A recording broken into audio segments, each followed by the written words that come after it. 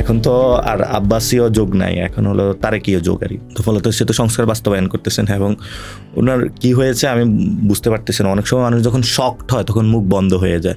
পার্লামেন্টে দেখে ওনার পক্ষে যায় সালাউদ্দিন হলে বিল উত্থাপন করে, উনি কোনো কথাই বলে না। কথা বললে না বুঝবো কি ভালো জিনিস না খারাপ জিনিস। প্রধানমন্ত্রী হিসাবে উনি চেষ্টা করছেন, যেমন উনি 18 ঘন্টা অফিস করছেন। তো আমাদের থাকে না, অনেকে ক্লাসে থাকে, ও পুরা রাত ধরে পড়ে কিন্তু পরীক্ষায় যায় হলো নাম্বার কম পায়। তো উনি এইদার হলো জনগণের সামনে এক্সপোজড হবে এটার ভয়ে চুপ করে থাকে, অথবা দেখা গেছে যে নতুন নতুন তো বিয়ে হয়, হানিমুন পিরিয়ড আছে, এই জন্য চুপ করে যে থাকে না, যে বিয়ের পরে হলো মুখে রুমাল দিয়ে, উনি এখনো রুমাল নেওয়া নেই তো, কারণ নতুন দুলা তো এই গভর্নমেন্টের।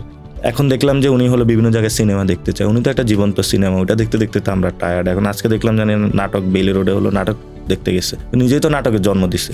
সরকার যে গণভোটের গণরায়কে বাস্তবায়ন করছে না কিংবা করতে চাচ্ছে না, এর কারণে অদূর ভবিষ্যতে আসলে আমাদের জন্য কি পরিণাম বয়ে আসতে পারে? তো যেই ভয়ঙ্কর পরিস্থিতি আসতেছে, ওই ভয়ঙ্কর পরিস্থিতিতে বাংলাদেশের অস্তিত্ব ঠিকানা অনেক কষ্ট হবে। বাংলাদেশ ক্রিকেট বোর্ডে বিভিন্ন ব্যক্তির যারা কাছের মানুষেরা আছে, পরিচিত মানুষেরা আছে এবং তাদের পরিবার পরিজনরা, তারা আসলে দায়িত্ব পেয়েছে। হয়তোবা বাংলাদেশ সরকার চিন্তা করছে যে টিকিটটা ধ্বংস করে দিই, ফুটবলের দিকে যাই আরই, এবং জাইমা রহমানকে দিয়ে হয়তোবা ফুটবলের বাংলাদেশে কোনো ভবিষ্যৎ উজ্জ্বল করবে। বর্তমানে বাংলাদেশে যে তেলের সংকটটা দেখা দিচ্ছে, তেলের সংকট কি আসলে আমাদের দেশে এত প্রকট, নাকি এটা কৃত্রিমভাবে সিন্ডিকেটের মাধ্যমে তৈরি করে রাখা হয়েছে? সিন্ডিকেটের জগৎ থেকে তো বিএনপি বের হয়ে আসতে পারে নাই এটা, এবং এটা তেল সংকটের মধ্য দিয়ে এটা আরো বেশি জনগণের সামনে উন্মোচিত হয়েছে।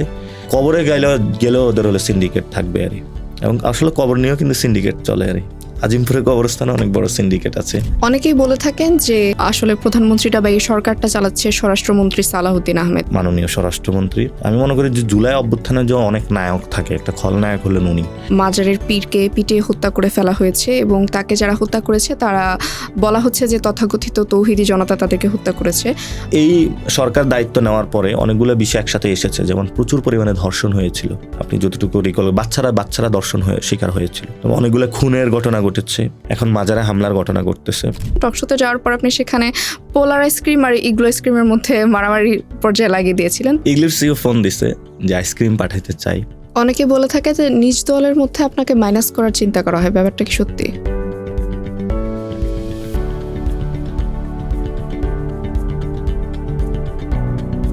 প্রিয় দর্শক, আপনাদেরকে আরও একবার স্বাগত জানাচ্ছি পলিটিক্যাল রুমে। আমরা কথা বলছিলাম নাসিরউদ্দিন পাটোয়ারির সাথে। চলুন দেরি না করে শুরু করে দিই আমাদের আজকের আলোচনা। ভাই, আপনি কখন মনে করবেন আপনার রাজনৈতিক ক্যারিয়ার আসলে সফল হয়েছে? রাজনৈতিক ক্যারিয়ার সফল হবে যখন বাংলাদেশে অ্যাটলিস্ট হলো যখন অ্যাক্সেস টু এডুকেশন থাকবে, অ্যাক্সেস টু হেলথ কেয়ার থাকবে, আমাদের যে হিউম্যান রাইটসগুলো হলো বাস্তবায়ন হবে, এবং পলিটিক্যাল কালচারটা চেঞ্জ হবে, এবং আমরা প্রাউডলি যে কোনো দেশে মানুষ বলতে পারবো আমরা উই আর বাংলাদেশি, এবং আমরা খেয়ে পড়ে পড়াশোনা সব কিছুতেই আমরা ভালো থাকবো। আর সব কিছু নেই, বেসিক নিডগুলো যখন আমাদের ফিল আপ হবে, পলিটিক্যাল জায়গা থেকে যখন আমাদের ম্যানেজমেন্টটা আসবে, ওই জায়গা থেকে আমি মনে করি সফল। তো এটাতে অনেক মানুষের কিন্তু কালেকটিভ একটা ফসল এটা। তো সেই জায়গাটা আমি যদি কোনো কিছু কন্ট্রিবিউট করতে পারি, ছোট হোক, সেটাই আমি মনে করি সফলতা। আপনার নিজের কোন অর্জনে মনে হবে যে আপনি সফল হয়েছেন রাজনৈতিক ক্যারিয়ারে? আমার অর্জনে যদি আমার মনে হচ্ছে যে আমি বাংলাদেশে অ্যাটলিস্ট হলো চাঁদাবাজি, সন্ত্রাস এবং দুর্নীতি এবং ইলেকশন সিস্টেমটা ঠিক করা, এই 4টা কাজ করতে পারে, আমি মনে করি আমি সফল। আপনাকে আরেকটা প্রশ্ন করতে চাই। কিছুদিন আগে আপনি একটা শোতে গিয়েছিলেন, টক শোতে গিয়েছিলেন। টক শোতে যাওয়ার পর আপনি সেখানে পোলার আইসক্রিম আর ইগলো আইসক্রিমের মধ্যে মারামারি পর্যায়ে লাগিয়ে দিয়েছিলেন। তো সেখানে আপনি ইগলো আইসক্রিমের অনেক প্রশংসা করেছেন এবং পোলারের কিছুটা সমালোচনা করেছেন। আমরা জানতে চাই যে সেখানে আপনাকে ইগলো থেকে কি স্পন্সর করা হয়েছিল কিনা? না, আমার তো অনুষ্ঠানে যাওয়ার আগ পর্যন্ত তো আমি জানি না যে এটাকে। তো যখন আমাকে দেখাচ্ছিল তখন মনে হচ্ছে যে পোলারের ওরা ক্যাম্পেইন করতে চাচ্ছে, কিন্তু আমি তো ওইখানে অনুষ্ঠানে হলো তাদের শোতে হলে হয়তো বা তারা টাকা দিতে পারে, আমি তো আর পোলারের স্পন্সর করতে এখানে আসিনি। আর আমি তাদের জন্য ব্র্যান্ডিংয়ের একটা ভালো সাজেশন দিয়েছি, যাতে হলো তারা ভালো করে এটার জন্য, এবং এটাতে 2টারে ব্র্যান্ডিং হয়েছে। এবং গরমের কালে যখন সিজন আসবে, যে আসতেছে, পোলারে এগুলো 2টাই ভালো চলবে আমি মনে করি, আশা করি। কিন্তু আরও কিছু আইসক্রিম আছে, এটা নাম বলে দিই, জ্যানজি নাকি একটা আইসক্রিম আছে, জা এনজি, তারপরে হলো স্যাভয় আছে। তো আমি মনে করি সবারই মার্কেটে যখন ইমপ্রুভ করতে পারবে তখন ভালো হবে। তো আমি পোলারের কল্যাণ কামনা করে বলেছি, খারাপ কোনো কিছু না। এরপরে কি ইগলুর পক্ষ থেকে আপনাকে কোনো কিছু অফার করা হয়েছিল কিনা, যেহেতু ইগলুর প্রশংসা করে তাদের ব্র্যান্ডটাকে একটু উপরে উঠিয়ে দিয়েছেন? ইগলির সিও ফোন দিছে যে আইসক্রিম পাঠাইতে চাই। তো আমি তাদের একদম যেটা হলো কাপ আইসক্রিমটা ইগলুর ওইটা বেশি খাই আর তো এটার জন্য উনি আমার বাসায় পাঠাইতে হবে। আমার মনে হয়েছে যে এটা ইথিক্যালিও রং হবে, তো সেই জায়গা থেকে আমি মনে না নিষেধ করে দিয়েছি।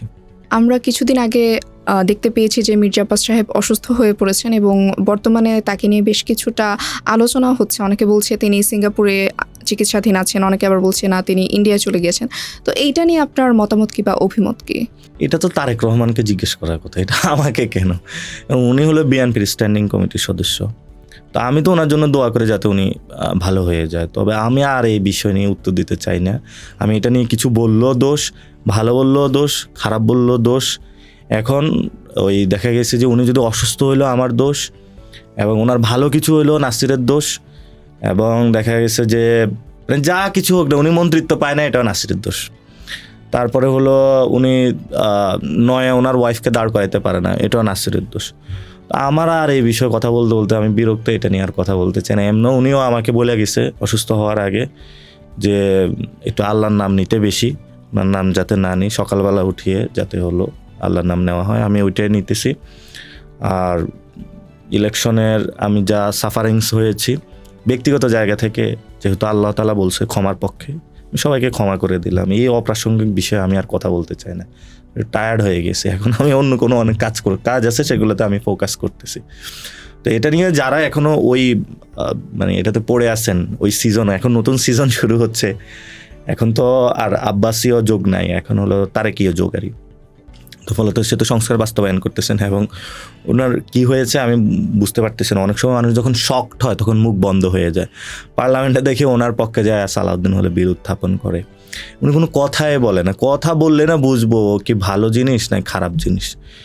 মানে আপনার এখন দেখলাম যে উনি হলো বিভিন্ন জায়গায় সিনেমা দেখতে চায়, উনি তো একটা জীবন্ত সিনেমা, ওটা দেখতে দেখতে তো আমরা টায়ার্ড। এখন আজকে দেখলাম জানি নাটক বেইলি রোডে হলো নাটক দেখতে গেছে, নিজেই তো নাটকের জন্ম দিছে।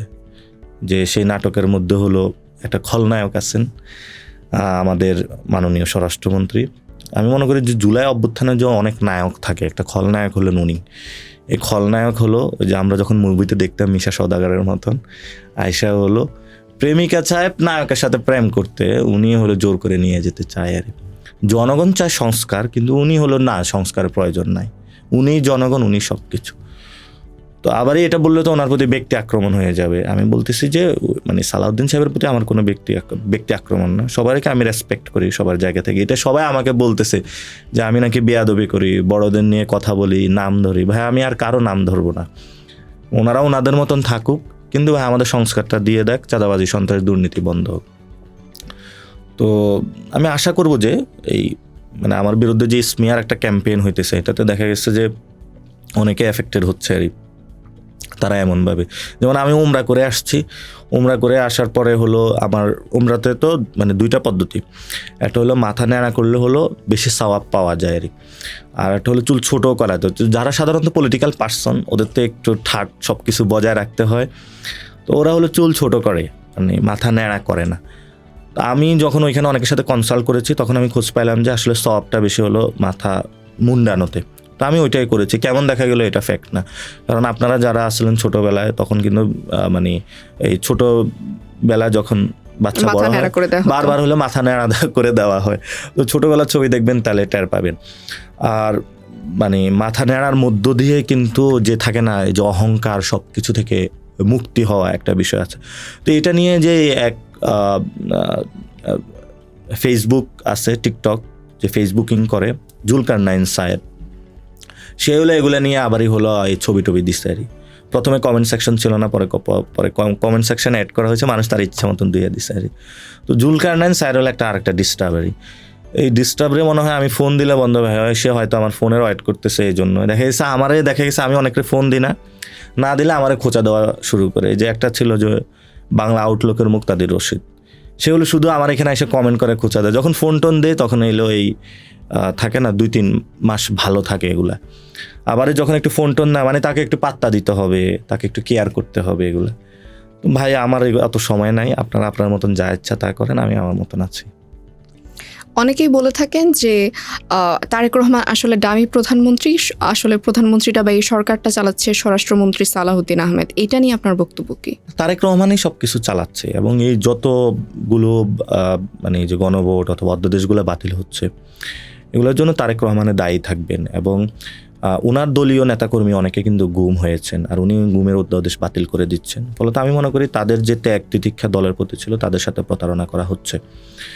এবং প্রধানমন্ত্রী হিসেবে উনি চেষ্টা করছেন, যেমন উনি 18 ঘন্টা অফিস করছেন। তো আমাদের থাকে না, অনেকে ক্লাসে থাকে, ও পুরা রাত ধরে পড়ে কিন্তু পরীক্ষা যায় হলো নাম্বার কম পায়। তো এটা হলো স্মার্ট ওয়ার্ক করতে হবে। আমি মনে করি ওনার যদি জনগণের পালসটা বুঝে 6-7 ঘন্টা কাজ করলে হবে, ওনার এত কাজ করতে হবে না। অনেক মানুষ আছে কাজ করার জন্য, ওনার কেন 17-18 ঘন্টা কাজ করতে হবে? উনি 17-18 ঘন্টা কাজ করে, অন্যরা যায় চাঁদাবাজি দুর্নীতি সন্ত্রাসী করতেছে। তো এটা তো লাভ নাই। ওটা থাকে না, শেখ হাসিনা মাছ ধরতো এই সংসদ ভবনের, এটা অবশ্য তারেক রহমান এখন করে নাই, করবে মনে হয়। তারপরে হলো জায়নামাজে পড়ে হলো মুনাজাত দিয়ে ছবি দিত। তারপরে হলো যে দুনিয়ার সব খাবার খারাপ হলে প্রধানমন্ত্রী ভালো আর তো উনি এইদার হলো জনগণের সামনে এক্সপোজড হবে এটার ভয়ে চুপ করে থাকে, অথবা দেখা গেছে যে নতুন নতুন তো বিয়ে হয়, হানিমুন পিরিয়ড আছে, এই জন্য চুপ করে যে থাকে না, যে বিয়ের পরে হলো মুখে রুমাল দিয়ে, উনি এখনো রুমাল নেওয়া নেই তো, কারণ নতুন দুলা তো এই গভর্নমেন্টের, এই জন্য হলো এখনো রুমাল দিয়ে বসে আছে। আপনি যখন সাংগঠনিক সফরে বিভিন্ন জেলায় গিয়েছিলেন, আমরা দেখতে পেয়েছি যে বিভিন্ন জায়গায় আপনাকে নিয়ে অনেক ক্রেজ। তো মানুষের এই ক্রেজটা দেখে বা আপনার প্রতি মানুষের এত ভালোবাসা, এটা দেখে আপনার কি অনুভূত হয়? রেসপন্সিবিলিটি, দায়িত্ববোধ। ধরেন একটা মানুষ দেখেছে, আমি যখন চিটাগং গিয়েছিলাম একদম প্রত্যন্ত অঞ্চল থেকে মানুষ এসেছে। আবার যখন আমি উত্তরাতে একটা মসজিদে নামাজ পড়তে গিয়েছিলাম, সেখানে হলো পূর্বাঞ্চল থেকে একটা ছেলে সাইকেল চালিয়ে এসেছে। তো নিশ্চয়ই তো সে একটা আবেগ নিয়ে এসেছে, তো ওইটা হলো রেসপন্সিবিলিটি। তো রেসপন্সিবিলিটির জায়গাটা থেকে দেখা গেছে যে আমার তো একটা সুযোগ আছে অনেক টাকা ইনকাম করার, কারণ পার্লামেন্টে যদি 300 এমপি থাকে, 300 এমপির মধ্যে 200 এমপি আমার পরিচিত। আবার মন্ত্রীর অনেকে আছে মন্ত্রীর পরিচিত। তো আমি তো একটা রিকোয়েস্ট নিয়ে গেলে সেটা ফেলবে না আশা করি, কারণ কি তাদের এগুলো তো তারা কী কী করতেছে সেগুলো জানি, দুর্নীতি। তা আমার এই জায়গাগুলো থেকে আমি দূরে থাকার চেষ্টা করি। কারণ কেন থাকার চেষ্টা করি? কারণ আমার মনে হচ্ছে যে মানুষ যে আমার উপরে দায়িত্ব দিয়েছে, সে দায়িত্ব জায়গা থেকে আমার দায়িত্ব আদায় করতে হবে, এবং সে জায়গা থেকে আমি কাজ করতেছি। সম্প্রতি বাংলাদেশে একজন মাজারের পীরকে পিটিয়ে হত্যা করে ফেলা হয়েছে, এবং তাকে যারা হত্যা করেছে তারা বলা হচ্ছে যে তথাকথিত তৌহিদি জনতা তাদেরকে হত্যা করেছে, সেই পীরকে হত্যা করেছে। তো এইটা নিয়ে আপনার কিছু বলার আছে কিনা, বা এই যে মাজারের পীরকে পিটিয়ে হত্যা করে ফেলেছে একটা মব সৃষ্টি করার মাধ্যমে অনেকে বলছে, তো এইটা নিয়ে আপনার অভিব্যক্তি কি? বাংলাদেশে মাজার একটা সংস্কৃতি, এখানে তো কেউ বলে না এটা দিন। তো ধর্ম, সংস্কৃতি, দিন এগুলোর মধ্যে পার্থক্য আছে।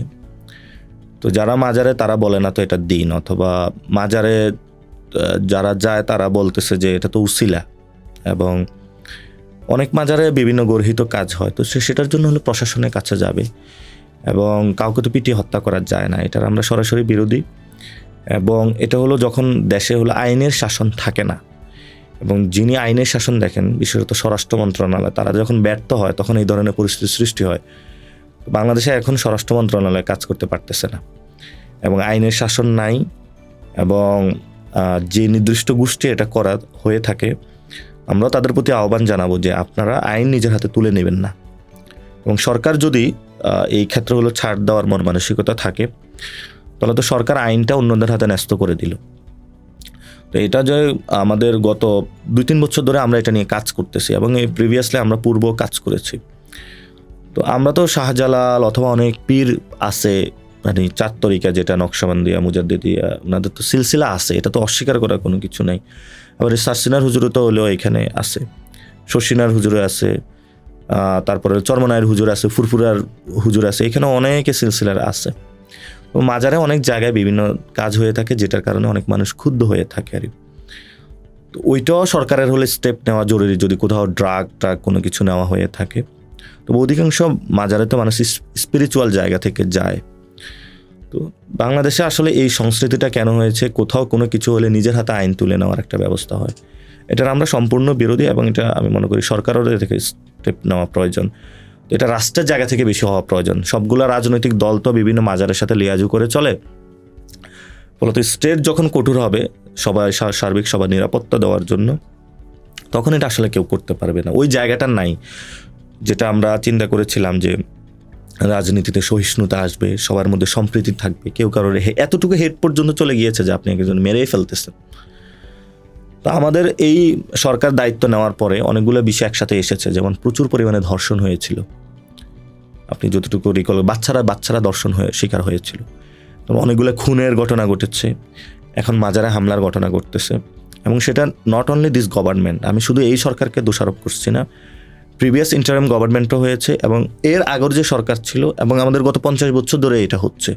ফলত এটা আমাদের সকল রাষ্ট্রের যারা নাগরিক আছে সমন্বিত উদ্যোগ নেওয়া প্রয়োজন এটা বন্ধ করার জন্য। সম্প্রতি আমরা দেখতে পেয়েছি যে নেপালে শ্রমমন্ত্রী তার নিজের স্ত্রীকে একটা বোর্ডে নিয়োগ দেওয়ার কারণে তাকে নেপালের প্রধানমন্ত্রী বরখাস্ত করেছেন, এবং এর ঠিক বিপরীত চিত্র আমরা বাংলাদেশে দেখতে পেয়েছি। বাংলাদেশ ক্রিকেট বোর্ডে দেখা গিয়েছে যে বিভিন্ন জনের পরিচিত ব্যক্তিরা বা বিভিন্ন ব্যক্তির যারা কাছের মানুষেরা আছে, পরিচিত মানুষেরা আছে এবং তাদের পরিবার পরিজনরা, তারা আসলে দায়িত্ব পেয়েছে বাংলাদেশ ক্রিকেট বোর্ডে।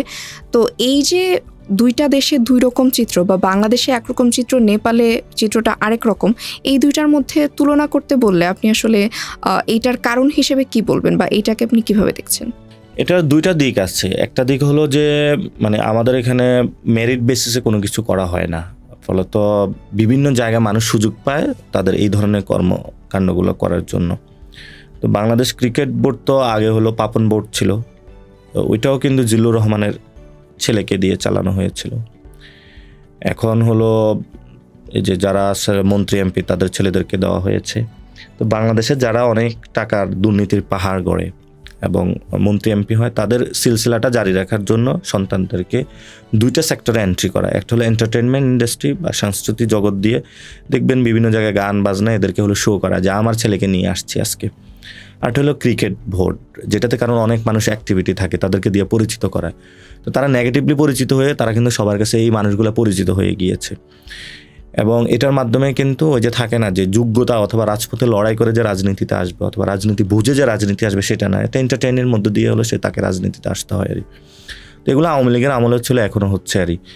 তবে যাদের নামগুলো আসতেছে সে মানুষগুলো থেকে আমরা আশা করি নাই। ধরেন একটা নাম হলো যে ববি হাজ্জাজের ওয়াইফ হলো রাসনা ইমাম গুড লয়ার, এবং তাদের ফ্যামিলি যিনি আক্তার অ্যাসোসিয়েটস যে চেম্বার আছে ওইটাও ভালো ইয়ে। তবে রাসনা ইমাম এই জায়গায় আসবে এই ধরনের কোটায় সেটা আমরা এক্সপেক্ট করি নাই। তারপরে সালাউদ্দিন সাহেবের ছেলেকে দিছে, এবং আমি যতটুকু জানি, আমার তার সাথে পার্সোনাল পরিচয় আছে, সে একটা ইউনিভার্সিটির শিক্ষক। তো তার তো এটা রিজেক্ট করার কথা ছিল যে এরকম একটা কোটায় তাকে দেওয়া হচ্ছে বা কোনো কিছু। তারপরে দেওয়া হয়েছে যে মির্জা আব্বাসের ছেলে ইয়াসির, এবং সে তো দেশেও নাই এখন। তারপরে আর কাকে যেন দেওয়া হলো, মানে বিভিন্ন জনের সন্তানকে তারা দিয়ে দিচ্ছে আর। তো এটা আসলে ক্রিকেট বোর্ড যে অথবা বাংলাদেশের কোনো সেক্টরে যে ঠিক মতন চলতেছে এটা না, এটা শুধু নট অনলি ক্রিকেট বোর্ড, আপনার যে ভার্সিটির যে বিসিগুলো দেওয়া হয়েছে এগুলো দলীয় কোটায় দেওয়া হয়েছে, বাংলাদেশ ব্যাংকও দলীয় কোটায় দেওয়া হয়েছে। তো ক্রিকেট তো অনেক পরের বিষয়, যেখানে আপনি ইকোনমি না, বাংলাদেশ ব্যাংকে হলো অবস্থা খারাপ করে রাখছে, যেখানে মানুষ প্রাতিষ্ঠানিক শিক্ষা ব্যবস্থা গ্রহণ করবে, ইউনিভার্সিটিগুলো হলো দলীয় ভিসি দিয়ে রাখছে। তো সেই জায়গাতে ক্রিকেট বোর্ড তো অনেক দূরের বিষয়। তবে আমাদের ক্রিকেট বোর্ড তো খুব আলহামদুলিল্লাহ মাঝখানে ভালো করেছিল, এখনও ভালো ভালো প্লেয়ার আছে। তো ম্যানেজমেন্ট সিস্টেমে যদি এই ধরনের মানে ব্যক্তি অথবা ফ্যামিলি তান্ত্রিক যে বিষয়টা সেটা যদি থেকে বের হয়ে আমরা নতুনভাবে গড়তে পারি, তাহলে হলো বাংলাদেশের জন্য সুফল আসবে। আপনার ইন্ডিয়াতে যেটা হয়েছিল যে অমিত শাহ তার ছেলেকে হলো ক্রিকেট বোর্ডের দেওয়া হয়েছিল, তো ওইখানেও কিন্তু সেম কাহিনী হচ্ছে। এটা আসলে মানে ক্রিকেটকে একটা ধ্বংসের, মানে আগে তো কিছু ধ্বংস করেছিল, এখন হলো লাস্টে হলো ধ্বংস করা শুরু করছে। এবং হয়তোবা বাংলাদেশ সরকার চিন্তা করছে যে ক্রিকেটকে ধ্বংস করে দিই, ফুটবলের দিকে যাই আরই, এবং জাইমা রহমানকে দিয়ে হয়তোবা ফুটবলের বাংলাদেশে কোনো ভবিষ্যৎ উজ্জ্বল করবে, যে ক্রিকেটকে ধ্বংস করে ফুটবল উঠায়, এই জন্য এই ব্যবস্থা করা হয়েছে। আপনি যে সমস্ত কর্মকাণ্ড করেন কিংবা মিডিয়ায় আপনি যে ধরনের বক্তব্য দেন, অনেকে বলে যে আপনি নিজেকে একটা রিচ বেটার হিসেবে প্রতিষ্ঠিত করতে চাচ্ছেন, এবং অনেকে বলে থাকে যে আপনি এ সমস্ত সস্তা উস্কানিমূলক কথা বলে থাকেন আসলে জনপ্রিয়তার জন্য, সস্তা জনপ্রিয়তার জন্য। তো এই বিষয়টাকে আপনি কিভাবে দেখছেন? অনেকে আবার বলে থাকে যে এর কারণে আপনার রাজনৈতিক ওজন কমে যাচ্ছে। আমি কমিউনিকেশনটা মানে ধরেন আমি তো অত শিক্ষিত মানুষও না, আমি খুবই ধরেন আমাদের রাস্তার রিক্সাওয়ালারা যে আলোচনা করে, চায়ের দোকানে যে আলোচনা করে, ওই আলোচনাগুলো আমি বলি। এখন ধরেন আমি যদি সাংবিধানিকভাবে অনেক কমপ্লেক্স আলোচনা করি অথবা খুবই এলিটিজম করে হলে পলিটিক্স করি, আমি মনে করি ওইটা আমার অডিয়েন্স না অথবা টার্গেট মার্কেট না। ওইটার জন্য যারা আছে, সালাউদ্দিন সাহেব আছে অথবা যারা আছে, তারা ওইটা দেখবে আরই। এবং যারা আমাদের খুব এই ধরনের কথা যারা বলে আরই, সস্তা অথবা কোনো কিছু, তারা ওইটাই নেয়। আমার যারা হলো ধরেন রাজনীতিতে যাদের অ্যাক্সেস নাই, যারা অনেক কোটি টাকার মালিক না, দুর্নীতি করে না, সন্ত্রাসী করে না, চাঁদাবাজি করে না, ওই মানুষগুলোর জন্য আমি কথা বলি। ওই মানুষগুলা চায়ের দোকানে যেগুলা বলে, রিক্সাওয়ালার সাথে যাচ্ছে, সিএনজিওয়ালার সাথে যাচ্ছে, সে যে কথাগুলা বলে, এগুলাই আমি বলি। এবং যদি কোনো ইস্যু থাকে যে আমার কারেকশনের প্রয়োজন, সেটা যদি আমাকে বলে যে না তুমি এইভাবে বলো, অনেক তো সিনিয়র রাজনীতিবিদ পলিটিশিয়ান আছে, তো ওনারা তো আমাকে ডাকতে পারে, ডাইকে বলে যে ঠিক আছে তুমি এইভাবে বলো, এটা ঠিক না, তাহলে তো আমি অবশ্যই কারেকশন নিব। আমি তো শিখতেছি এবং সেই জায়গা থেকে। তো আমি যেটা বলে, আমার যারা অডিয়েন্স একদম মাস পিপলের জন্য আমি কথা বলি। আপনার যারা অডিয়েন্স আছে কিংবা আপনার যারা ফ্যান ফলোয়ার আছে, তাদের মধ্যে একটা হিউজ সংখ্যক নারী ফলোয়ার আছে আপনার, যারা আপনার সাথে বিভিন্ন জায়গায় সেলফি তোলে বা আপনাকে দেখলে তারা অনেক বেশি উচ্ছ্বসিত হয়। তো এই ব্যাপারগুলো নিয়ে আপনার স্ত্রী কি আপনার সাথে কখনো ঝগড়া লাগে কিনা, বা তিনি কখনো জেলাস ফিল করেন কিনা? আপনাদের কি এই কারণে কখনো দাম্পত্য কলহ হয়েছে? না, এই ধরনের কোনো কিছু হচ্ছে না। মেয়েরা অনেক আবেগী এবং গণ অভ্যুত্থানে কিন্তু মেয়েদের অনেক বড় একটা অবদান আছে এবং তারা রাজপথে নেমে এসেছিল। তো আমি যখন এটা ইন্টারেস্টিং, নট অনলি বাংলাদেশটা, অন্য জায়গায় আমরা যখন কাবার জিয়ারত করতেছিলাম, তো তার্কি অথবা পাকিস্তানি, মালয়েশিয়ান যারা উইমেন আছে অথবা বাংলাদেশি, তারা কিন্তু কাবাটা দেখেই কান্না করে দিচ্ছে। অনেক ইমোশনাল, অনেকক্ষণ ধরে ইবাদত করতেছে, দোয়া করতেছে। মহিলাদের একটা ইমোশন বা উইমেনদের একটা ইমোশনের জায়গা আছে, সে আসলে তারা অনেকটা শকড হয়েছে ওসমান হাদি ভাইয়ের শহীদ হওয়ার কাহিনী দিয়ে। আর তারা আরেকটা জিনিস শকড হয়েছে যে এতগুলা বাচ্চা ছেলে মাঠে মারা গেল, কোনো কিছু হচ্ছে না, পরিবর্তন হচ্ছে না। তো তাদের কথাগুলো যখন বলছি আমি, হয়তো বা তারা ওই জায়গাটা কানেক্ট করা। তো তারা যে আমাকে ব্যক্তি হিসাবে ক্রাশ অথবা যে নাসিরকে তারা বিয়ে করতে চায়, প্রেম করতে চায়, এটার জন্য না। এটা লাইক দ্যাট অনেক থাকে না যে জার্মানির একজন প্রেসিডেন্ট ছিল অ্যাঞ্জেলা মার্কেল, তো উনি তো উইমেন ছিল, তো উনি আমার পছন্দের লোক ছিল ইকোনমিক পলিসিগুলো তো জায়গা থেকে। তো এখন আমি কি ওনার প্রতি ক্রাশ না, এটা হলো পলিটিক্যাল জায়গা থেকে ভালো লাগা, পছন্দ করা, যে তার নীতিগুলা ওই জায়গাটায় আর। তো যখন এটা আমার উইমেনদের সাথে এই জায়গায় কানেকশন, নট অনলি যে প্রেম ভালোবাসা। আপনার কমেন্ট সেকশনে কিন্তু আমরা দেখতে পাই আপনাকে অনেকে প্রেমের প্রস্তাব দিচ্ছে, অনেকে বিয়ের প্রস্তাব দিচ্ছে, আপনার কমেন্ট সেকশনে গেলে দেখা যায়। আমি কমেন্ট ওইভাবে পড়ি নাই, তবে প্রেমের প্রস্তাব দিতে পারে, অনেক বেশি ভালো লাগা হয়তো বা থাকতে পারে। অথবা আমরা থাকি না যে অনেকগুলো, যে নেদারল্যান্ডের যে প্রাইম মিনিস্টার ছিল একজন উইমেন ছিল, তো আমি ওনাকে দেখে অনেক ভালো লাগতো যে এই ধরনের সাহসী, বোল্ড এবং এই ধরনের একটা দেশকে একটা পরিবর্তনের জায়গায় নিয়ে যাচ্ছে। হয়তো ওই জায়গা থেকে আর, যেমন আমাকে অনেকে বলে যে আই লাইক ইউ অথবা আমি আপনাকে পছন্দ করি, এই পছন্দটা কিন্তু এই ধরনের যে ম্যান উইমেনের যে সম্পর্কিত যে পছন্দ, ওই জায়গাতে বেশি হলো যে হয়তো তাদের ভয়েসটা আমার মধ্য দিয়ে যায় অথবা তাদের যে মনের কথাটা সেটা আমি বলি, এই জন্য। তার মানে আপনি স্বীকার করতে চাচ্ছেন না যে আপনার উপরে আসলে অনেকে ক্রাশ খেয়েছে? খেতে পারে, কি আমাকে কেউ কিন্তু ডিরেক্টলি বলে নাই যে আমি আপনার মানে প্রপোজাল অথবা কোনো কিছু এই ধরনের। এখনো পর্যন্ত ডিরেক্ট কেউ বলেনি, সামনাসামনি এসে বলেনি, শুধুমাত্র কমেন্ট সেকশনে আমরা দেখতে পেয়েছি এটা। কমেন্ট সেকশনে হয়তো আছে, ডিরেক্টলি আমাকে কেউ কিছু বলে নাই। আপনি অবসর সময় কি করতে পছন্দ করেন?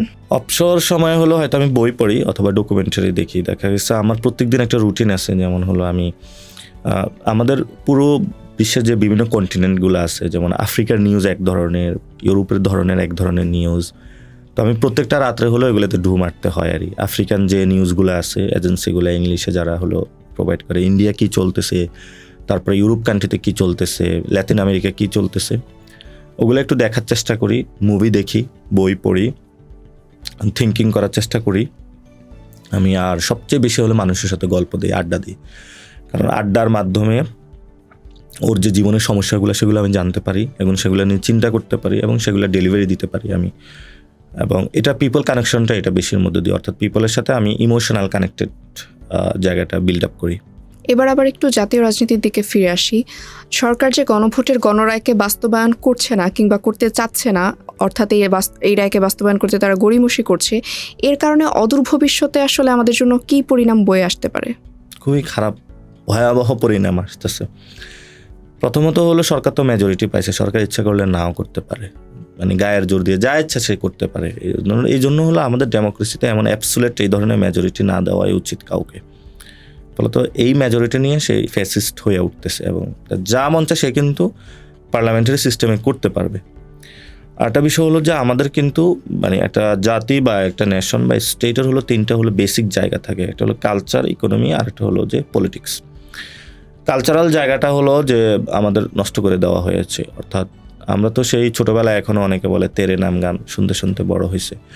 বাংলাদেশের ওই ধরনের যে লোকসঙ্গীতগুলো, আমাদের যে লোকজ ঐতিহ্যগুলো রয়েছে, অথবা র্যাপাররা অনেক ভালো ভালো কিন্তু গণ অভ্যুত্থানের সময় এই যে সেজান হলো একটা গান বলেছে আওয়াজ উঠা, তো এই জায়গাগুলোতে কিন্তু আমরা সম্মান দিতে পারতেছি না। এগুলো কিন্তু পুরো টোটাল সেক্টরটাই নষ্ট করে দেওয়া হয়েছে এবং পরবর্তীতে আমাদের ইকোনমিতে হাত বসানো হয়েছে এবং আমাদের ইকোনমিক জায়গাটা কিন্তু নষ্ট করে দেওয়া হয়েছে বিভিন্ন ফরেন বলেন আর আমাদের দোষেই বলেন। এখন লাস্ট হলে আমাদের পলিটিক্সটা নষ্ট করে দেওয়া হয়েছে। অর্থাৎ আপনি চিন্তা করেন এখন হলো বিএনপি এবং জামায়াত আছে এবং সামনে কোনো ইয়াং জেনারেশনের তারা কিন্তু দুইটার প্রতি কারো প্রতি ওইভাবে হলো তাদের শ্রদ্ধার জায়গাটা নাই। ওল্ড যে পলিটিক্স তারা এটাতে বিশ্বাস করে না। আবার এই ধরনের এখনও এনসিপিও ওই জায়গায় জায়গাটা যায় না, যেটা হলো পিপলের এক্সপেকটেশন ফিল আপ করতে পারে। তো এটা যদি না হয় তাহলে ভবিষ্যতে হলে পলিটিক্যাল জায়গাটা যখন ভ্যাকুয়াম হয়, অর্থাৎ আপনার লিডারশিপ নাই দেশে, তখন অন্যান্য ফরেন যে জায়গাটা তারা হলো এখানে আসার সুযোগ পায় এবং যখন একটা সুযোগ পায় তখন তাদের একদম জনগণ একটা হলো দাসে পরিণত হয় আর কি। তো সেই জায়গাটা যদি পলিটিক্যাল ম্যানেজমেন্ট ভালো থাকে তাহলে ইকোনমি ভালো করতে পারবে, কালচার ভালো করতে পারবো। তো আমরা এই জায়গাতে মনে করি যে এই জায়গায় আমি কাজ শুরু করেছি যে কীভাবে নিউ জেনারেশনকে এই জায়গাটা অ্যাটাচ ফিল করা যায়। এখন আমাদের যেমন হলো চাকরিও করা প্রয়োজন, ব্যবসাও করা প্রয়োজন, অনেকেরই হলো রাজনীতিতে আসা প্রয়োজন ইয়াং জেনারেশনের। মানে এটা যদি না আসি তাহলে হলো আমরা বাংলাদেশটাই রক্ষা করতে পারবো না। এবং এই যে 18 কোটি মানুষ আছে এবং এই 18 কোটি মানুষের মধ্যে ধরেন আপনার ভাই আছে, বোন আছে, মা আছে, আপনার ফিউচার হলো বেবি আছে, বাচ্চা যারা আছে, ইয়াং জেনারেশন, নতুন জেনারেশন যারা আসতেছে, তাদের এই মানুষগুলো নিরাপত্তা ভাবলে অনেকের আসলে পলিটিক্সে জয়েন করা উচিত। সেটা তো অনেকের কথা থাকতে পারে যে আমি তো এই নোংরা পলিটিক্স পছন্দ করি না, তাহলে কিন্তু ভালো পলিটিক্স স্টার্ট করা প্রয়োজন। অনেকে চেষ্টা করছে, যে নেপালে ওরা চেষ্টা করছে, অনেক ক্ষেত্রে সফল হচ্ছে, বিশ্বের বিভিন্ন জায়গায় তারা করতেছে, চিলিতে তারা করছে, অনেক জায়গায় বিভিন্ন জায়গায় তারা চেঞ্জ বা পরিবর্তন নিয়ে আসতে সক্ষম হয়েছে। তো ফলত এই পরিবর্তনটা, এবং অনেকে পলিটিক্সকে ভয় পায় এখানে কি অথবা, তো যখন ওই যে আমি বলেছিলাম যে সন্ত্রাসী অথবা এই ধরনের পেশি শক্তির পলিটিক্সকে যখন এসে আপনি না বলে দেবেন, সামনে লোকাল গভর্নমেন্ট আছে, একটা সুযোগ আছে। কারণ আমাদের প্রায় অলমোস্ট হলো পৌরসভা অথবা সব কিছু মিলে বিভিন্ন ইউনিয়ন চেম্বার 5-6 হাজার এখানে পোস্ট, যারা ইউনিভার্সিটি থেকে গ্র্যাজুয়েশন হয়েছে, সমাজে কোনো সিভিল অ্যাক্টিভিটিসের সাথে জড়িত ছিল, ভালো ফেস আছে তার, সমাজে সে ভদ্রজন হিসাবে পরিচিত, আপনি শুরু করেন না, চেয়ারম্যান হিসাবে দাঁড়ায় যান, আপনি মেয়র হিসাবে দাঁড়ায় যান, আপনি সিটি কাউন্সিলর হিসাবে দাঁড়ায় যান। এবং এখন আপনার দুইটা পরিণত হইতে পারে। একটা পরিণত হইতে পারে যে আপনি জয়ী হলেন, তাহলে আপনি ফিউচার পলিটিক্সে কন্ট্রিবিউট করতে পারেন, অ্যাটলিস্ট হলে আপনি একটা এলাকার দায়িত্ব নিতে পারলেন। আর যদি আপনি হারেন তাহলে হয়তো আপনি 10-15 হাজার কিন্তু ভোট পাইবেন, আপনার এলাকার অনেকগুলো মানুষের সাথে কানেকশন বিল্ড আপ হলো, এবং সেটার মধ্যে দিয়ে আস্তে আস্তে আপনি কাজ শুরু করেন। তো এটা পুরো লোকাল গভর্নমেন্টে যদি সবগুলা মানুষ এভাবে চিন্তা করে, যে স্টুডেন্টরা বা ইয়াং জেনারেশন, যে আমরা লোকাল গভর্নমেন্টে ফাইট করব এবং আমরা কোনো এই দল কোনো কিছু থেকে করব না, একদম ইন্ডিপেন্ডেন্ট হয়তো করব, জনগণের জন্য করব, তখন তো কিন্তু তাদের কাছে যায় যে এস্টাবলিশমেন্টের যে পার্টিগুলো আছে তারা খেয়ে হারিয়ে ফেলবে। সব দাঁড়ায় যাক না, সবাই মেয়র, চেয়ারম্যান, মেম্বার, সমস্যা কোথায়? আমার যদি এই ধরনের উদ্যোগ শুরু হয়, আমিও যাই মেম্বার ইলেকশন করব, চেয়ারম্যান ইলেকশন করবো, এখানে তো লজ্জার কোনো কিছু নেই। মানে মানুষের তো দায়িত্ব নিতে হবে, এবং দায়িত্ববোধের জায়গা থেকে আমি মনে করি ইয়াং জেনারেশন এটাতে আসা উচিত। যারা কালচার করে তাদেরও এগিয়ে আসা উচিত, যারা ইকোনমিতে আছে তাদেরও এগিয়ে আসা উচিত, অনেকে ব্যবসাতে হলো জয়েন করা উচিত। তো যেই ভয়ঙ্কর পরিস্থিতি আসতেছে, ওই ভয়ঙ্কর পরিস্থিতিতে বাংলাদেশের অস্তিত্ব টিকানো অনেক কষ্ট হবে। যদি টিকাতে হয় তাহলে এই কাজগুলো করতে হবে। বিএনপি কি নব্য ফ্যাসিস্ট হয়ে উঠছে বলে আপনি মনে করেন? এটা তো ফ্যাসিস্ট সিস্টেম, এটা আপনাকে বসালে আপনি ফ্যাসিস্ট হয়ে যাবে। এটা তো অনেকে তারেক জিয়াকে দোষ দিচ্ছে, এটা হলো তারেক জিয়ার একটা সুযোগ ছিল যে ঠিক আছে এই সিস্টেমটা হলো আমি পরিবর্তন করে আমি ফ্যাসিজমকে রোধ করব। আমাদের তো খালেদা জিয়া হলো ডেমোক্রেসিতে রেস্টোর করেছিল, ওনার তো সুযোগ ছিল ওই সময়, আচ্ছা ঠিক আছে তাহলে হলো আমি ওই ডেমোক্রেসিতে স্ট্রেংথেন বা শক্তিশালী না করে ওই সিলসিলা অনুযায়ী চলতে। তারেক রহমানের সামনে সুযোগ আসছে যে এতগুলো মানুষ জীবন দিল, সবাই এখন আসলে পরিবর্তন চায়, তো উনারা আসলে এটা চাচ্ছে না। তো সেই জায়গা থেকে তারা তো ফ্যাসিস্ট কাঠামোতে যদি থাকে তাহলে তো ফ্যাসিস্ট হয়ে উঠবে। আপনি তো জুলাই গণ অভ্যুত্থানের সাথে একদম ওতপ্রোতভাবে জড়িত ছিলেন এবং আপনি জাতীয় নাগরিক পার্টির সাথেও কানেক্টেড আছেন। তো সেই জায়গা থেকে আপনাকে একটা প্রশ্ন করতে চাই। সবাই যে বলে যে এনসিপি আসলে জুলাই গাদ্দারদের দল বা জুলাইকে বিক্রি করে খাওয়া একটা দল, এইটা আসলে কেন বলে এবং এটাকে আপনারা কিভাবে দেখেন? এটা আসলে মানে জুলাইয়ের অনেকগুলো স্পিরিট আছে, যেমন শহীদ ফ্যামিলিগুলো কিন্তু আমাদের কাছে এসে মানে অনেক কিছু বলে, অথবা যারা আহত আছে। ফলত যখন ওই জায়গাগুলোতে আমরা কাজ করার চেষ্টা করি, তো এটা দুইটা ফ্যাক্ট হয়। একটা ফ্যাক্ট হলো যে গণ আন্দোলন কিন্তু এটা অনেকেই নেমেছে, তো সবাইকে অনেক সময় এঙ্গেজ করার সুযোগ হয় না, তো সেই তখন বঞ্চিত ফিল করে, সেই জায়গা থেকে একটা কথা বলে। আমি মনে করি সেই জায়গাটাও রাইট, তার অধিকার আছে বলার। যেমন আমরা যদি 300 আসনে যদি নমিনেশন দিতাম, আমরা তো আর 3 লাখ বা 30 লাখ লোককে দিতে পারতাম না, সবাই তো অংশগ্রহণ করছে। এবং শহীদ ফ্যামিলি আছে হলো 1400, 1500, 2000, এবং তাদের ফ্যামিলিতে অনেক মেম্বার রয়েছে। তো সবাই তো অধিকার একটা পোস্ট বা একটা কোনো কিছুর, সবাইকে অ্যাকোমোডেশন করা এটা একটু প্রবলেম হয়ে যায়।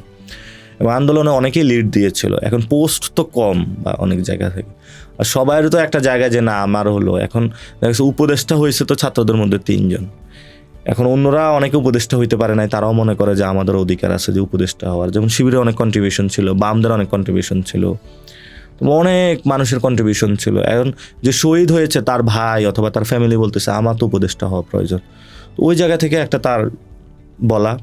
আর আরেকটা জায়গা হলো যে যখন মানে জুলাইয়ের স্পিরিটের গল্পগুলা বলা হয়, অথবা কেন এটা করা হয়েছে, আকাঙ্ক্ষা যেগুলো, যারা জুলাইকে দেখতে পারে না, যারা জুলাইকে চায় না, মনে করে যে এটা হলে আমার পরিবারতন্ত্র ভেঙে যাবে, তারাও বলে থাকে। তো দুই দিকে, আরেক দিকে তো আওয়ামী লীগ আছেই, তারা তো জুলাইতে দেখা গেছে তারা সবচেয়ে বড় বাঁশ খাইছে। বাঁশ খাওয়ার একটা পরিণামে তারা তো এই সব দলে কখনো তারা হলো বট বাহিনীতে ওই দলগুলোতে অংশগ্রহণ করার পরে ওই একসাথে চালায়। তখন মনে হচ্ছে যে জনসাধারণত আসলে আওয়ামী লীগ। নেপালে যারা গণ অভ্যুত্থানের সাথে জড়িত ছিল অর্থাৎ জেনজিরা, তারা সরকার গঠন করতে পারলেও আমাদের বাংলাদেশের জেনজিরা কেন সরকার গঠন করতে পারেনি? নেপালে কিন্তু অনেকগুলা মানে ওদের কিন্তু কনস্টিটিউশন চেঞ্জিং পর্যন্ত ওরা গিয়েছিল, এবং নেপালে সরকার কিন্তু মানে আনস্টেবল অনেক দিন ধরে রয়েছে আর ওদের হলো জায়গাটা হলো ওরা ওল্ড পার্টি সবগুলোর বিরুদ্ধে হলো নতুন করে দাঁড়াইছে। তো বাংলাদেশে গণ অভ্যুত্থানের আগে কোনো পার্টিও ছিল না, এবং গণ অভ্যুত্থানের পরে পলিটিক্যাল পার্টি গঠন। তো আরএসপি যেটা, এটা কিন্তু অভ্যুত্থানের আগে এই দল গঠন করা হয়েছিল। আর ওদের গণ অভ্যুত্থানের হলো যে ফেসটা ছিল, যে আপনার ডিজে ছিল আপনার, যে এখন তাদের স্বরাষ্ট্রমন্ত্রী হয়েছে, সে কিন্তু আরএসপিতে যোগ দিয়েছে। তারপরে হলো তাদের যে জনপ্রিয় মুখ বালনে কিন্তু আরএসপিতে যোগ দিয়েছে। তো ওই জায়গা থেকে নতুন পার্টি কিন্তু তারা গঠন করে নাই। তো যে ইকুয়েশনে এটা মিলানো হচ্ছে, ওই এক্সাম্পলটা আসলে ঠিক না। হয়তো আর একটু ভালো করে ডেপথে পড়লে ওইটা আন্ডারস্ট্যান্ডিং হবে। কিছুদিন আগে আমরা দেখতে পেয়েছি যে সাউদা নামের একজনকে পুলিশ ধরে নিয়ে গেছে, তাকে সরকার বিরোধী পোস্ট দেওয়ার কারণে আটক করা হয়েছে। আমরা দেখতে পেয়েছিলাম আবার বাংলাদেশের বর্তমানে যিনি প্রধানমন্ত্রী আছেন অর্থাৎ তারেক রহমান, তার আরেকটি রূপ আছে। তিনি বলেছিলেন যে তার বিরুদ্ধে যে ব্যঙ্গাত্মক কার্টুন আঁকে তারও মত প্রকাশের স্বাধীনতা তিনি দিতে চান। তো এই দুটি বিষয়কে আপনার কাছে সাংঘর্ষিক মনে হচ্ছে কিনা? আর আপনার কি মনে হয় যে ভবিষ্যতে বাংলাদেশ সরকার আসলে আমাদের জনগণের মত প্রকাশের টুটি চেপে ধরতে পারে? এটা আমাদের সিস্টেমের এটা আগাম ম্যানের একটা থিওরি আছে যে পুলিশ স্টেট বলে এটাকে, অর্থাৎ রাষ্ট্রকে মানুষকে দমন করার হাতিয়ার হিসেবে পুলিশকে ব্যবহার করা হয়। ওই পুলিশ যে সংস্কার, ওইটা তো আসলে বাস্তবায়ন করা হয় না। ওইটা যদি সংস্কার করা হইতো তাহলে এই ধরনের কর্মকাণ্ডের আমরা সম্মুখীন হইতাম না। আর তারেক রহমানের হলো উনি একটু ভালো স্বাস্থ্য চায়। পিআর ক্যাম্পেইনে হলো নিজেরা আগে দেখেছে যে আমার বলে আমি কোনো কিছু করি না। আমার মনে হয় না, জনগণ তো অনেক দূরের কথা, উনি যাদেরকে মন্ত্রিত্ব দিয়েছে ওরা কোনো কিছু বলতে পারবে, এমপিরাও কিছু বলতে পারবে, বিএনপিও কিছু বলতে পারবে না তারেক রহমানকে। বিয়ন্ড টাচে সে এখন উনি, মানে উনি আমাদের জনগণের থেকে উপরের একটু উপরে। এখন ওনার সম্পর্কে কিছু বললেই তো আসলে সামনে জেলে নিয়ে যাবে সব কিছু, প্রধানমন্ত্রীর বিরুদ্ধে কটূক্তি করা বা কোনো কিছু। তো এটা তো কটূক্তিকে না অ্যাকাউন্টেবিলিটি নিয়ে আসে। এখন যে আসলে সংস্কার চায় না এবং পরিবারতন্ত্র হলে বিস্তার করতে চায়, উনি তো আসলে অ্যাকাউন্টেবিলিটির জায়গায় গেলেই তো প্রশ্নের সম্মুখীন হবে, সেই জায়গাটা উনি অবশ্যই স্পেস দিবে না। উনি ওনার কাজটা করতেছে খুব সুন্দরভাবে। আমরা সম্প্রতি গুঞ্জন শুনতে পেয়েছি যে রুমিন ফারহানা সহ বাংলাদেশের অনেকেই এনসিপিতে জয়েন করতে পারে, এনসিপিতে নতুন নেতৃত্ব আসতে যাচ্ছে, তো এই গুঞ্জনটা কি আসলে সত্য? অনেকে যোগাযোগ করছে এবং অনেকে আসবে, তবে নাম স্পেসিফিক করে আমি বলতে পারতেছি না যে এরাই অথবা আসবে। তো অনেকে যোগাযোগ করছে, অনেকে আসবে আরই, মানে আমাদের আড্ডা হয়, কথা হয় সবার সাথে। তবে কোনো যে স্পেসিফিক জায়গাটা যে নামগুলো এসেছে এটা সত্য না আর। একসময় দেখা গিয়েছে যে রুমিন ফারহানা এনসিপিকে টক শোতে নানাভাবে হিউমিলিয়েট করছে বা এনসিপির নেতাদের সাথে নানাভাবে টক শোতে তর্কে জড়িয়ে পড়ছে। তো রুমিন ফারহানা যদি এনসিপিতে আসে সেটাকে আপনারা কিভাবে দেখবেন? আমরা তো সবসময় হলো চাই যে ইনক্লুসিভ পলিটিক্স করতে হলে, এবং আমাদের কিছু কন্ডিশনিং আছে যে ইন্ডিয়ার সাথে সম্পর্ক রাখা যাবে না, এবং হলো রাজনৈতিক শিষ্টাচার নিয়ে আসতে হবে, এবং যদি সেই জিনিসগুলো নিয়ে মেনটেন করে কেউ আসে সবাইকে আমরা ওয়েলকাম জানাচ্ছি। তবে এটা তো কোনো ব্যক্তি ইস্যু না, আরও অনেকে আসতে চাচ্ছে, যোগাযোগ করতেছে। তো আমাদের কোনো দলীয় স্টেটমেন্ট এ পর্যন্ত আমরা দেই নাই এবং বলিও নাই, অথবা যে আমাদের রুমিন ফারহানা আমাদের দলে আসতেছে। আপনার নিজ হাতে গড়া জাতীয় নাগরিক কমিটিতে রাজনৈতিক অনেক তারকাদের সমাবেশ ছিল, কিন্তু আপনার নিজ হাতে গড়া এই নাগরিক কমিটি কেন ব্যর্থ হলো? নাগরিক কমিটির জায়গাটা ছিল, আমরা একটা প্ল্যাটফর্ম ছিল আর কোনো পলিটিক্যাল পার্টি ছিল না। তো আমাদের কয়েকটা এজেন্ডা নিয়ে আমরা কাজ করছি, যাতে নিউ জেনারেশনকে পলিটিক্সের, অর্থাৎ সেখান থেকে আমরা অনেকে তুলে নিয়ে আসতে সক্ষম হয়েছি। আপনার এখন যারা নাগরিক কমিটি পরবর্তী ফেজে নাগরিক পার্টি বলেন, অনেক জায়গায় কিন্তু নাগরিক পার্টি কমিটির যারা ছিল তারাই কিন্তু এখন লিডিং পজিশনে আছে। দেখা গেছে তারা টকশোর মাধ্যমে পরিচিত হয়েছে অনেকে আন্দোলনের মধ্যে, অথচ এটা বৈষম্যের রেশিওটা অনেক বেশি থাকার কথা ছিল। ও সে জায়গা থেকে আমি মনে করি নাগরিক কমিটি একটু কাজ করার চেষ্টা করেছে এবং আলহামদুলিল্লাহ সেক্ষেত্রে সফল হয়েছে। আরেকটা কাজ হলো, আমরা ওই সময় অনেক কিন্তু সংস্কার নিয়ে ভাইব্রেন্ট জায়গা থেকে কাজ করেছিলাম, এবং আমার সময়ে কিন্তু বিএনপির লোগো এবং নাগরিক কমিটির লোগো একটা প্ল্যাটফর্ম হয়ে আমি একসাথে রাখার প্রত্যেকদিন চেষ্টা করতাম। অর্থাৎ নাগরিক কমিটির সময়কালীন আমি শুধু পত্রিকা অথবা বিভিন্ন যে নিউজগুলো আছে সেটাতে 3 দিন আমার গ্যাপ মার্কেট পড়েছিল, অর্থাৎ সেখানে জামায়াতের লোগো বিএনপির সাথে চলে এসেছিল আর। তো অ্যাজ এ কম্পিটিটর অথবা মার্কেটে যারা ইন্ডাস্ট্রিতে থাকে সে জায়গা থেকে আমার নাগরিক কমিটি আমি সবসময় প্রাসঙ্গিক রাখার চেষ্টা করেছি এবং অনেক কাজে ডেলিভার করার চেষ্টা করেছি। হয়তোবা আরও দিন রাত কাজ করলে আরও বেশি হয়তোবা দিতে পারতাম ওই জায়গা থেকে। কিন্তু এটা ভেঙে গেল কেন? নাগরিক কমিটি তো ভাঙে নাই। আমরা পার্টি যখন গঠন করেছি তখন আমরা বলেছি যে নাগরিক কমিটির পরবর্তীতে আপাতত স্টপ থাকবে পরবর্তীতে, কারণ নাগরিক কমিটিতে যখন একটা পার্টি হয়েছে, মানে ওইটাতে এমন লিডারশিপ ছিল যে এটা থেকে প্রায় 20-30টা পার্টি হওয়ার অ্যাবিলিটি এরকম অনেকজন আছে। তো আমরা ওই জায়গা থেকে এটা একটু একটু সংকুচিত ফরম্যাটে নিয়ে আসছি আর, যেহেতু এটা থেকে পার্টির ফেজটাতে আমরা চলে এসেছিলাম। তো এটা আমাদের বিফোর পার্টির একটা ফেজ ছিল, সেটা আমরা কমপ্লিট করে এটাতে চলে এসেছি। আপনার নাগরিক কমিটিতে একজন সদস্য ছিলেন শেখ তাসনিম আফরোজ ইমি, তাকে বর্তমানে জেলে অবরুদ্ধ করে রাখা হয়েছে, কারারুদ্ধ করে রাখা হয়েছে। আশা করি সেই কাহিনীটা, সেই ঘটনাটা আপনি জানেন। তো এই ব্যাপারটাকে আপনি কিভাবে দেখবেন, একজনকে ছাত্রলীগ সংশ্লিষ্টতার দায় দিয়ে কারারুদ্ধ করে রাখাটা? প্রথমে ইমি তো ক্যাম্পাসে অনেক আন্দোলন করেছিল এবং হাসিনার বিরুদ্ধে অনেক আন্দোলনের ছিল, তবে অনেকে বলা হয়ে থাকে ভিতরে সে সাদ্দামের সাথে নেগোশিয়েট করে চলতো। তো আমাদের এরকম একটা প্রোগ্রামে আমাদের এই ধরনের এক্সপিরিয়েন্সের আমরা শিকার হয়েছিলাম। পরের দিন একটা মেয়েদের প্রোগ্রাম ছিল দর্শনের বিরুদ্ধে, কিন্তু সেটা ছাত্রলীগের সাথে নেগোশিয়েট করে সমস্যা সৃষ্টি করেছিল। আর ইমি নাগরিক কমিটিতে ছিল, সে বলছে এই ধরনের কোনো অ্যাক্টিভিটিস অথবা সেই নিউ জেনারেশনে যে পলিটিক্স সেটা করতে চায়, আমরা সবাইকে স্পেস দিয়েছি। ওই সময় তো তার মধ্যে এই ধরনের প্রবণতা ছিল না, অনেকে আশঙ্কা জানিয়েছিল, তারপরেও আমরা সবাইকে নিয়ে কাজ করার চেষ্টা করেছি। রিসেন্টলি যেটা হয়েছে সেটা হলো, সে তার কোনো মত প্রকাশ অথবা এটা তো অবশ্যই ওয়েলকাম জানাই, কিন্তু তার তো এটাও বলা উচিত যে খুনিদের বিচার বা কোনো কিছু, সে বিষয়ে তার কোনো আমরা বক্তব্য পাইনি যে আওয়ামী লীগের যে বিচার অথবা শেখ হাসিনার বিচার সেই বিষয়ে কোনো বক্তব্য। আর একটা বিষয় হলো যে সে অনেকগুলো ছাত্রলীগের সন্ত্রাসীকে নিয়ে একসাথে রাজপথে তাদেরকে ওপেন স্পেস করে দেওয়ার চেষ্টা করছে। এই চেষ্টাটা তো আসলে ঠিক না। আর ইমিকে তো বিচারালয়ে কাঠগড়ায় নেওয়া উচিত, যদি তার কোনো অপরাধ থাকে সেটার বিচার হওয়া উচিত, আর যদি না থাকে তাকে মুক্তি দেওয়া উচিত। সেটা তো সরকার দেখতেছে, সরকার কেন তাকে বন্দি করে রাখছে, সরকারের এই বিষয়ে কথা বলা উচিত। আপনি তো মার্কেটিংয়ের স্টুডেন্ট, তো আপনার কাছে একটা প্রশ্ন করতে চাই। বর্তমানে বাংলাদেশে যে এই তেলের সংকটটা দেখা দিচ্ছে, তেলের সংকট কি আসলে আমাদের দেশে এত প্রকট, নাকি এটা কৃত্রিমভাবে সিন্ডিকেটের মাধ্যমে তৈরি করে রাখা হয়েছে কেবলমাত্র তেলের দাম বাড়ানোর উদ্দেশ্যে বা অন্য কোনো উদ্দেশ্যে? তেলের সংকট তো থাকবে, এটা একদিকে হলো ইকোনমিক জায়গা থেকে আছে, যে মানুষ যখন এই ধরনের সংকট পড়ে অথবা যে কোনো ওয়ার অথবা কিছু, তখন ক্রুড অয়েলে ইনভেস্ট করে। তো লাইক দ্যাট আপনার যদি মানে 5 ট্রাক আপনার যে কোনো একটা পেট্রোল পাম্পে আপনি তেল পাইলেন, সে যদি এটা 5 দিন অপেক্ষা করতে পারে অথবা এটা যদি শর্টেজ ক্রিয়েট করতে পারে, তাহলে কিন্তু পরবর্তীতে সে এটা বেশি দামে বিক্রি করতে পারে। এটা একটা বিষয় আছে। আর আরেকটা বিষয় আছে যে পেট্রোল পাম্পের তেলটা না নিয়ে যে সে যখন বোতল করে বিভিন্ন জায়গায় বিক্রি করে, ওইটা থেকেও ভালো একটা মানে সোর্সিংয়ের একটা বিষয় আছে। আর ওয়ার্ল্ডে তো একটা সংকট আছে, এটা তো অস্বীকার করার কিছু নাই, এটা সরকার অস্বীকার করতেছে, এটা সরকারের প্রবলেম। তবে তেলের একটা সিন্ডিকেট আছে, যে সিন্ডিকেটের কারণেই এই শর্টেজটা আরও বেশি হয়েছে। এটা তেলের, এটা কিন্তু অনেকে এটা বিএনপির দিকে আঙ্গুল তোলে, এটা কিন্তু একটা ওয়ার্ল্ড ক্রাইসিস, এটা কোনো একটা দলের না, এটা এবং একটা ন্যাশনাল ক্রাইসিস হলে। তো ওয়ার্ল্ড এবং ন্যাশনাল ক্রাইসিসে যখন হয় তখন আসলে সবার এসব সিন্ডিকেট বন্ধ করা উচিত। তো আমাদের দেশে হলে এই প্রবলেমটা হয়, যত বেশি ক্রাইসিস তত বেশি সিন্ডিকেট তত বেশি সক্রিয় হয় আর কি। অর্থাৎ ন্যাশনাল কোনো প্রয়োজনে করোনার সময় এই ধরনের আইসিইউ হলো সিন্ডিকেটের কাছে চলে গিয়েছিল, আপনার আমাদের স্বাস্থ্য ব্যবস্থা সিন্ডিকেটে, আমাদের এই এডুকেশন হলো সিন্ডিকেটের মধ্যে চলে যাচ্ছে। তো আমাদের নিত্য প্রয়োজনীয় ধরেন তেল ছাড়া তো একটা মানুষ ডিম বাঁচতে পারে না, এটা বেসিক মানুষের দিন শেষে কি আমরা হলো ভাত খাই, হলো যে ঠিক আছে ঘরে কোনো রান্না করা কিছু না, আচ্ছা একটা ডিম বাজি, এটা তো একটা আমাদের বেসিক নিড। আলু একটা বেসিক নিড, মশলা একটা বেসিক নিড, এগুলো আমাদের প্রয়োজন। কিন্তু এগুলোর মধ্যে মানুষ সিন্ডিকেট।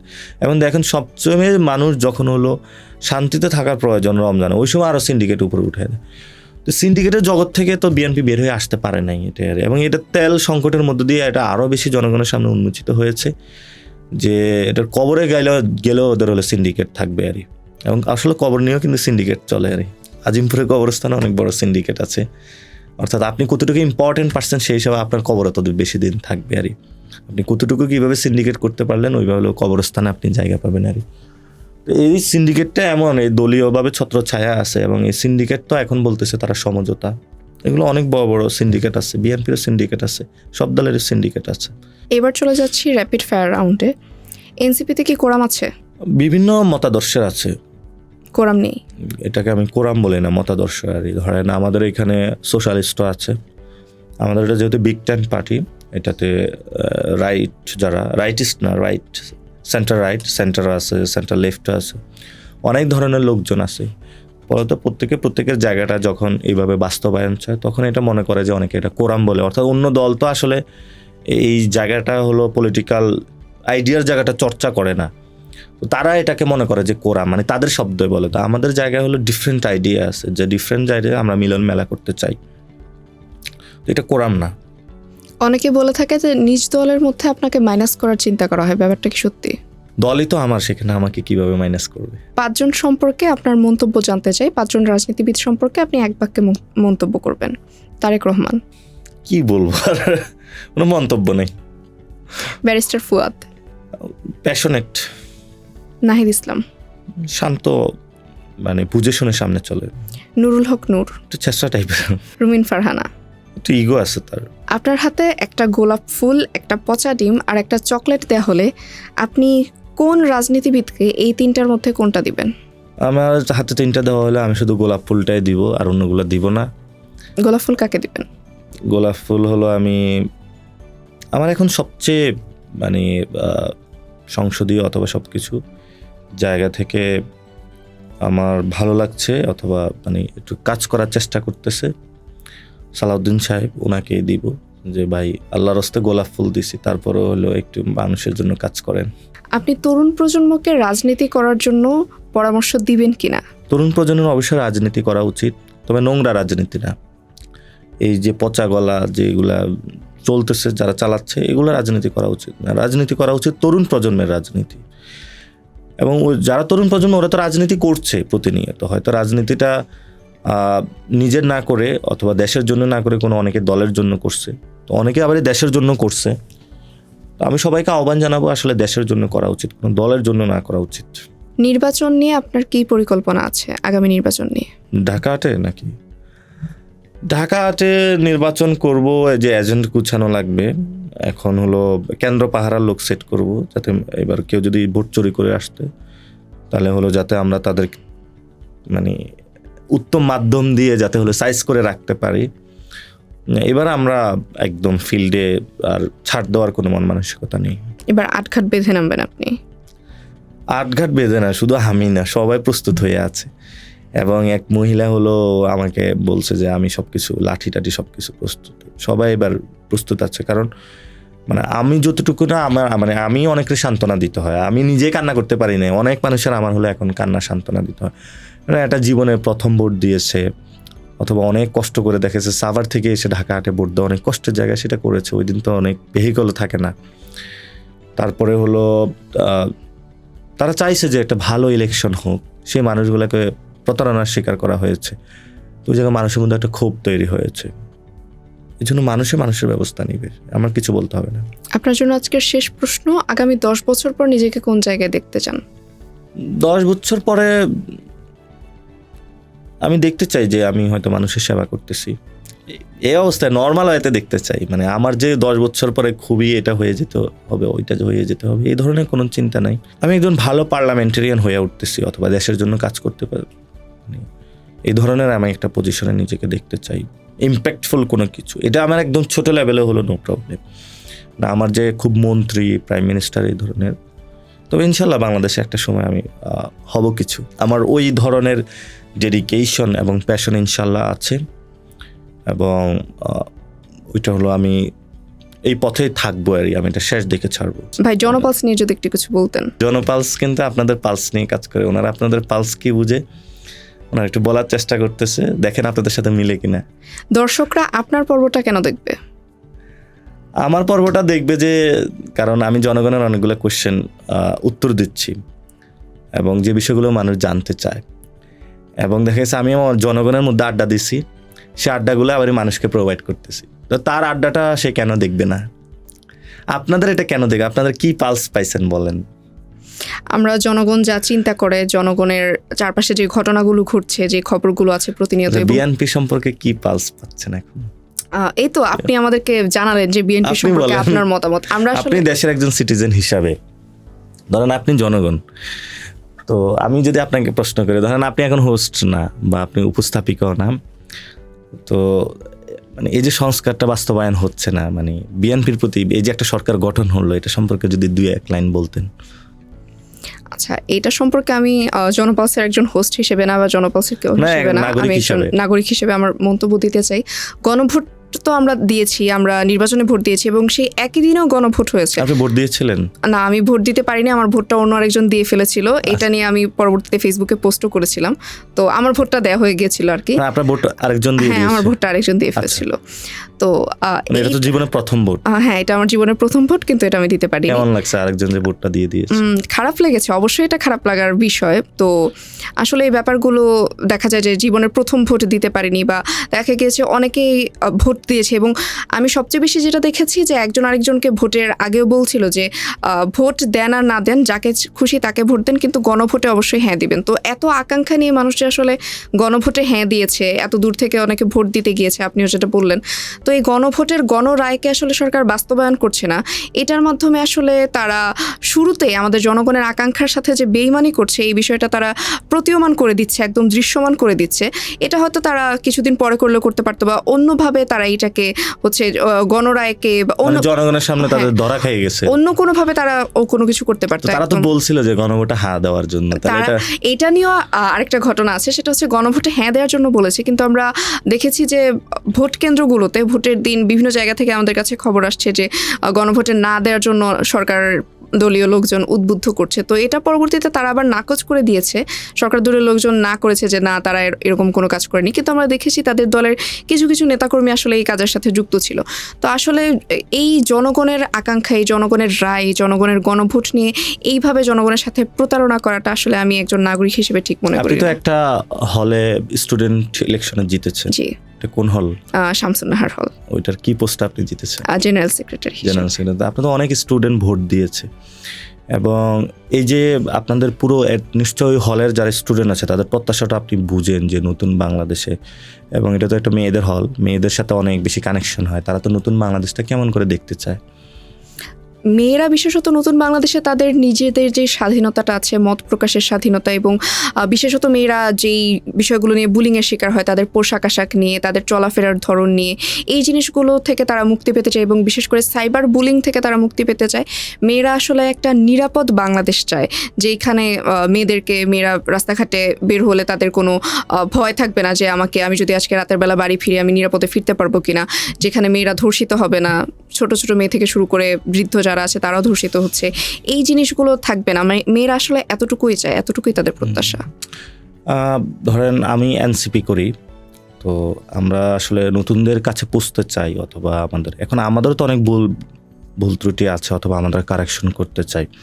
তো আপনি একজন নাগরিক হিসাবে হল সংসদে আপনি জয়ী হয়েছেন, ঢাকা ইউনিভার্সিটির স্টুডেন্ট, আমাদের প্রতি আপনার পরামর্শ কি, যে বিষয়গুলো আমরা কারেকশন করতে পারি, যাতে আমরা জনগণের কাছে আরও পৌঁছতে পারি এবং একটা জনগণের দল হয়ে উঠতে পারি?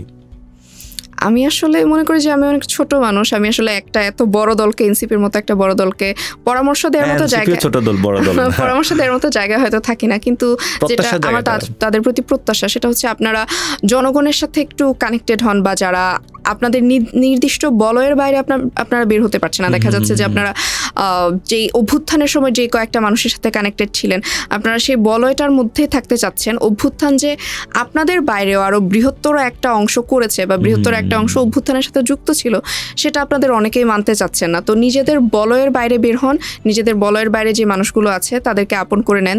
জেনজির আমরা যারা আছি তাদেরকে আপনারা ডাকেন, তাদের সাথে একটু মেশেন, তাদের সাথে একটু কথাবার্তা বলার চেষ্টা করেন। এই জিনিসগুলো যদি করতে পারেন, জেনজিকে যদি আপন করে নিতে পারেন, এবং যদি এইটা প্রমাণ করতে পারেন যে না, আপনাদের নামে যে দুর্নীতির অভিযোগগুলো আছে, যে একজন সমন্বয়ক এখন অনেক বড় লোক হয়ে গিয়েছে, কোটি কোটি টাকার বাড়ি গাড়ি আছে, আমরা এটা দেখতে পাচ্ছি, আসলে এটা প্রতীয়মান যে আপনাদের লাইফস্টাইল চেঞ্জ হয়ে গেছে। এটা আসলে আমাদেরকে বোঝানোর চেষ্টা করেন যে না, আপনারা আমাদের কাছ থেকে দূরে সরে যাননি, বা আপনাদের লাইফস্টাইল চেঞ্জ হয়নি, আপনারা আসলে সেই দুর্নীতিটার সাথে যুক্ত ছিলেন না। অকাট্য প্রমাণ নিয়ে আমাদের সামনে হাজির হন, দেন আমরা আপনাদেরকে সাদরে অ্যাকসেপ্ট করে নেব। প্রিয় দর্শক, আপনারা যারা দেখছেন, আমাদের প্রতি এনসিপির প্রতি পরামর্শ এসেছে, আমরা আপন করে নিতে আপনাদের কাছে যাব। আশা করি আপনারা আমাদেরকে আপন করে নেবেন এবং দুর্নীতির বিরুদ্ধে আমাদের যে সংগ্রাম চলমান আছে, ইনশাল্লাহ আমরা আরও শক্তিশালী করব। দুর্নীতি, সন্ত্রাস, চাঁদাবাজিকে না বলি, এবং যদি আপনার পাশে কোনো ভাই অথবা বোন এই কর্মকাণ্ডগুলোর সাথে জড়িত হয়, তাকে পুলিশে ধরিয়ে দিবেন, অথবা দেখা গেছে তাকে নিয়ে বুঝাবেন যে এগুলো করবে না, নতুন বাংলাদেশে এগুলো ঠাঁই নেই। এই পরামর্শগুলো আমাদের প্রতি এসেছে আজকে এখানে এসে জনপালস থেকে।